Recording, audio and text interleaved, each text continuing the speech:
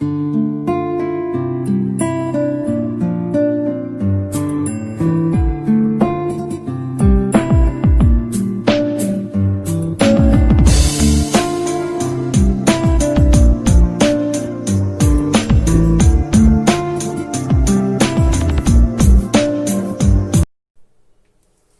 students, I am Dr.Umesh Bansod from the Department of English, J.M. Patel College, Bhandara. Daffodils की जिस कहानी को हमने शुरू किया था, उस कहानी को हम फिर से आज शुरू कर रहे हैं। विलियम वर्ड्सवर्थ एक जाने माने नेचर पोएट है, रोमांटिक कवि है। 8 साल की उम्र में अपनी माँ का साया गंवाने के बाद में 13 साल की उम्र में ही उन्होंने पिता का साया भी खो दिया था। इतनी नन्ही उम्र में बहुत सारे समय के थपेड़े झेलने के बाद में विलियम वर्ड्सवर्थ सृष्टि के बारे में क्या सोचते हैं, कैसे रोमांटिसिज्म इस शब्द को उन्होंने अंग्रेजी साहित्य का अहम हिस्सा बनाया और रोमांटिसिज्म की एक मूवमेंट चलाई। आइए रिचार्ड के साथ में जब पहली बार रोमांटिसिज्म ये शब्द उन्होंने अंग्रेजी साहित्य में विरूपित किया, तो किस प्रकार से इस मूवमेंट ने, इस आंदोलन ने एक अहम रोल अदा किया अंग्रेजी साहित्य में, ऐसे बहुत सारे विषयों पर हम बात कर रहे थे। डैफोडिल्स सिर्फ विलियम वर्ड्सवर्थ की कविता नहीं है। 18वीं शताब्दी की समाप्ति और 19वीं शताब्दी की शुरुआत, ऐसे अलग से ट्रांजिशन के पीरियड में डैफोडिल्स लिखी गई थी। और लिरिकल बैलेड में जब ये पहली बार पब्लिश हुई इस कलेक्शन में, तो लिरिकल बैलेड में विलियम वर्ड्सवर्थ ने अपने जीनियस टैलेंट को यहाँ पर प्रदर्शित किया और सेंट जॉन कॉलेज से बीए की उपाधि लेने के बाद में मैरी हचिसन के साथ शादी कर ली और उम्र के आखिरी पड़ाव तक वो पोएट लॉरेट के रूप में जाने गए। 1843 में वो पोएट लॉरेट बने थे। डैफोडिल्स एक बहुत फेमस पोएम है इंग्लैंड में, जो जानी मानी कविताएं है, उसमें सबसे ज्यादा फेमस 5 कविताओं में डैफोडिल्स का क्रमांक आता है। रोमांटिसिज्म ये कॉन्सेप्ट कितना इंपॉर्टेंट है और डैफोडिल के माध्यम से विलियम वर्ड्सवर्थ क्या क्या सजेस्ट करना चाहते हैं, इस बात को हमने इसके पहले वाले वीडियो में डिस्कस किया था।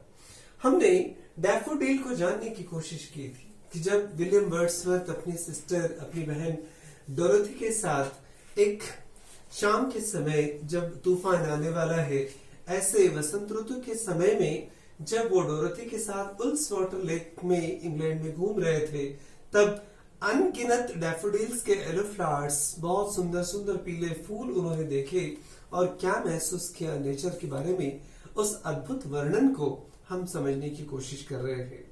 वर्ड्सवर्थ 19वीं शताब्दी के शुरुआत में डैफोडिल्स की बात करते हैं, सृष्टि की बात करते हैं, निसर्ग की बात करते हैं। ये वही समय था जब औद्योगिक क्रांति ने इंग्लैंड में शुरुआत की थी और धीरे धीरे इंडस्ट्रियलाइजेशन निसर्ग को, सृष्टि को खाता गया और आधुनिकता के नाम पर हमने सारी सृष्टि को अपनी आंखों से ओझल होते हुए देखा है। तो वर्ड्सवर्थ के समय निसर्ग, सृष्टि कितनी सुंदर हुआ करती थी और डैफोडिल के माध्यम से वर्ड्सवर्थ कितने बखूबी उस सृष्टि का वर्णन करते हैं। डैफोडिल उसी का एक जीवंत उदाहरण है। वो कहते हैं, I wandered lonely as a cloud that floats on high over vales and hills, when all at once I saw a crowd host of golden daffodils. अचानक घूमते घूमते हजारों की संख्या में डैफोडिल्स देखे हैं। Beside the lake, beneath the trees, flittering and dancing in the breeze, continuous as the stars that shine and twinkle on the Milky Way. They stretched in never-ending line along the margin bay, अनगिनत, कभी न खत्म होने वाली कतार में, श्रृंखला में डैफोडिल्स खड़े हैं। ऐसा लगता है 10,000 I saw at a glance, एक ही नजर में 10,000 फूलों को मैंने देख लिया। Tossing their heads in sprightly dance, जैसे नृत्य कर रहे थे। सृष्टि में खिलते हुए फूलों को देखने का मजा, उगते हुए सूरज को, टिमटिमाते हुए तारों को और खिलते हुए फूलों को देखने का अपना अलग ही मजा होता है। इस मजा को विलियम वर्ड्सवर्थ ने उस समय एंजॉय किया। यहाँ से हम कविता को आगे ले जा रहे हैं। The waves beside them danced, जहां पर सरोवर के किनारे फूल खिले हुए थे, उसी के किनारे पानी बह रहा था, पानी की लहरें भी डांस कर रही थी, but they outdid the sparkling waves in glee. पर डैफोडिल्स के खिले हुए फूलों की खूबसूरती ने समुद्र की सरोवर की लहरों को मात दे दी। इतनी सुंदर हंसी ये फूल डैफोडिल्स बिखेर रहे थे। A poet could not be but gay। शायर कवि क्या कर सकता था? इन खिलते हुए फूलों को, नृत्य करते हुए, डांस करते हुए फूलों को, उनके साथ स्पर्धा करते हुए सरोवर की लहरों को देखकर सिर्फ खुश हो गया। But gay in such जोकंड company. जोकंड का मतलब होता है बहुत मेरी, जॉयफुल, खुशी भरा। इतने खुशी भरे सहकारी के साथ में, इतने सुंदर दोस्त मिलने के बाद में और किसी कंपनी की जरूरत शायर को महसूस नहीं होती। विलियम वर्ड्सवर्थ को और किसी सहयोगी की जरूरत नहीं है। इस तीसरे स्टैंजा में वर्ड्सवर्थ क्या कहते हैं? Third stanza is the continuation how along with the flowers the water in the lake too moved। फूलों के साथ साथ पानी भी कैसे बह रहा था, इसका वर्णन वर्ड्सवर्थ स्टैंजा में करते हैं। The water in the lake too moved, पानी भी बह रहा था, as if they were competing with each other in the dance। ऐसा लग रहा था कि सरोवर की लहरें और खिलते हुए डैफोडिल्स एक दूसरे से स्पर्धा कर रहे थे। But the glee flowers won। पर इन दोनों की शर्त में, इन दोनों की स्पर्धा में फूलों की जीत हुई। And the sparkling lake lost, और चमकता हुआ सरोवर हार गया इसमें। Finding their playfulness, the author couldn't stop himself from joining their company। इतने सुंदर परिदृश्य को देखने के बाद में विलियम वर्ड्सवर्थ अपने आप को रोक नहीं पाए और उनके साथ हो लिए। The author kept staring at both of them। William Wordsworth दोनों को निहार रहे थे, बहते हुए पानी को, उछलते हुए लहरों को और डांस करते हुए फूलों को। The daffodils and the lake dance brought him a wealth that he couldn't deny। ऐसा खुशियों का खजाना इन लहराते हुए लहरों ने और बलखाते हुए फूलों ने विलियम वर्ड्सवर्थ को दिया कि जिसकी कल्पना विलियम वर्ड्सवर्थ नहीं कर सकते। The mesmerizing flowers gained a place in his heart and he couldn't understand but felt। क्या हुआ, किस प्रकार की खुशी मिली, ये समझ नहीं पा रहे थे, पर इस खुशी को वो महसूस कर रहे थे। एक सहृदय कवि जिसका मन बहुत कोमल है, इतने सुंदर दृश्य को देखने के बाद में सिर्फ महसूस कर सकता है।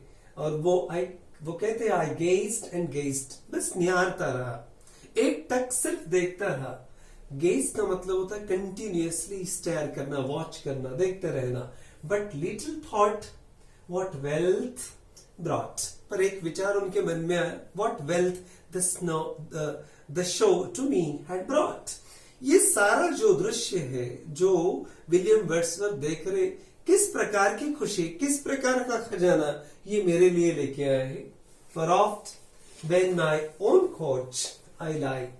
उस खजाने के बारे में, उस खुशी के बारे में विलियम वर्ड्सवर्थ एकांत में सोचते हैं। जब अपने घर में वो एकांत में अपने कोच पर बैठे हुए, लेटे हुए हैं, आई लाई, वो कहते हैं इन अ वैकेंट और इन अ पेंसिव मोड। जब फर्नीचर पर, सोफा पर वो बैठे हुए हैं घर में, ऐसे एकांत में, खाली समय में जब वो सोचते हैं, बहुत डीपली सोचते हैं। पेंसिव मोड का मतलब होता है गहन अध्ययन करके, गहन विचार करना उसके ऊपर।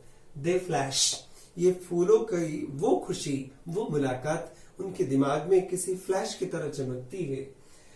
फ्लैश का मतलब होता है स्पार्क करना, ट्विंकल करना, चमकना। अपॉन दैट इनवर्ड आई, अंदर से, मन की आंखों से जब वो सोचते हैं तो उनके अंतरात्मा इस प्रकार के प्रकाश को प्रकाशित करती है, which is the bliss of solitude. और तब महसूस होता है कि ये एक प्रकार का हैप्पीएस्ट मोमेंट है। अपने आप व्यक्ति जब अकेला होता है और खुश होता है तो समझ लेना कि दुनिया का सबसे सुखी आदमी है। इतने आनंद को वो अकेले में ही महसूस कर सकता है। ऑफ सॉलिट्यूड, अलोननेस, अकेली सृष्टि को देखना, निसर्ग को देखना, इससे बड़ी कोई खुशी हो नहीं सकती। वर्ड्सवर्थ आगे कहते हैं and then my heart with pleasure fills, और इन खुशियों को जैसे मैं याद करता हूं ये खुशियां मेरे मन में समा जाती है, भर लेती है मन को, and dances with the daffodils, और मेरा मन भी उन फूलों के साथ नाचने लगता है. My heart starts dancing with the flowers. This last stanza is important. It is the narration of what pleasure the author had gained. ये आखिरी स्टैंजा उस खुशी को व्यक्त करता है विलियम वर्ड्सवर्थ ने क्या महसूस किया after watching the daffodils dancing that day. किसी जमाने में जब डैफोडिल्स को लहरों के साथ डांस करते हुए विलियम वर्ड्सवर्थ ने देखा, उस अनुभव को जब भी वो याद करते हैं वो अंदाजा लगाने की कोशिश करते हैं कि किस प्रकार के स्वर्गीय आनंद को उन्होंने महसूस किया है. Whenever the author felt sad or alone, जब भी वो अपने आप को दुखी महसूस करते हैं, अकेला महसूस करते हैं, the picture of the dancing daffodils came to his mind. उनके दिमाग में वो लहराते हुए डैफोडिल्स के फूल उनके दिमाग में वो यादें आ जाती है, and it was like reckoned life's treasure. और ऐसा लगता है कि जिंदगी के खोए हुए खजानों को उन्होंने हासिल कर लिया है. How valuable the solitude is. आखिर में वो कहते हैं कि अकेला होना भी कितना वरदानदायक होता है, वरदान ही है. At the end the author's heart was content with joining the daffodils dance, और मन उनका खुशियों से भर गया है. इस प्रकार से वो अपनी खुशियों को डैफोडिल्स के माध्यम से व्यक्त करते हैं. अब कुछ टेक्निकल चीजों के बारे में हम चर्चा कर लेते हैं. एग्जामिनेशन पॉइंट ऑफ व्यू के एंगल से भी हम पोएम को देखते हैं. विलियम वर्ड्सवर्थ ने जब ये कविता लिखी तो एक पर्टिकुलर राइमिंग पैटर्न को भी उन्होंने मेंटेन किया है. जैसे cloud, crowd, hills, daffodils, trees, breeze, ये राइमिंग करने वाले शब्द है, और कविता के अंत तक ए बी सी सी ये राइमिंग पैटर्न डैफोडिल्स में विलियम वर्ड्सवर्थ ने मेंटेन किया है. तो जब भी आप एग्जामिनेशन में इस कविता के राइमिंग पैटर्न को लिखेंगे, डिस्कस करेंगे, तो ए बी सी सी इस प्रकार का राइमिंग पैटर्न आपको मेंशन करना है. उदाहरण के तौर पर cloud, crowd, hills, daffodils, trees, breeze, ये एग्जाम्पल आपको कोट करने पड़ेंगे. कुछ important figure of speeches William Wordsworth यहाँ बहुत इफेक्टिवली यूज करते हैं. I wandered lonely as a cloud से मिली है, यहाँ पर कई जगह पर पर्सोनिफिकेशन है. Hyperbole, they stretch in never ending line. ऐसे कुछ एग्जाम्पल्स हाइपरबोल, एग्जैजरेशन, पर्सोनिफिकेशन से भरे हुए बहुत सारे एग्जाम्पल्स विलियम वर्ड्सवर्थ ने इस पोएम में कोट किए हैं. इमेजरी की बात अगर करेंगे तो विलियम वर्ड्सवर्थ जादूगर है. शब्दों के माध्यम से सृष्टि के जीवंत चित्र को आंखों के सामने चितारने की एक अलग ही कविता की काव्य प्रतिभा विलियम वर्ड्सवर्थ में है. वहां पर अलग अलग प्रकार के मिल्की वे ऑफ गैलेक्सी है, और कंक्लूडिंग स्टैंजा में डांसिंग डैफोडिल्स है, सिल्वर है, ब्लू लेक है. ऐसे बहुत सारे इमेजरी का वो प्रयोग करते हैं. और शुरुआत में तो ऐसा लग रहा था कि पेसिमिज्म है, निराशावादी कविता है, पर at the end of the poem we find there is optimism, and optimism of watching the daffodils. Thus Wordsworth imagination is a major factor of romanticism. कल्पना का विस्तार कहाँ तक जा सकता है इसका आप अंदाजा लगा सकते हैं. कहाँ से कविता शुरू होती है और किस आशा के साथ, किस उम्मीद के साथ खत्म होती है, ये वर्ड्सवर्थ की खूबी है. Daffodils examination point of view से भी इम्पोर्टेंट पोएम है, और आधुनिक युग में सृष्टि का महत्व, निसर्ग का महत्व, पेड़ और पौधों का, फूलों का महत्व कितना ज्यादा है, कितना इम्पोर्टेंट है, इस बात को भी इस कविता ने अंडरलाइन किया है. आज के इस डिस्कशन में इतना ही. Thank you very much for watching this video.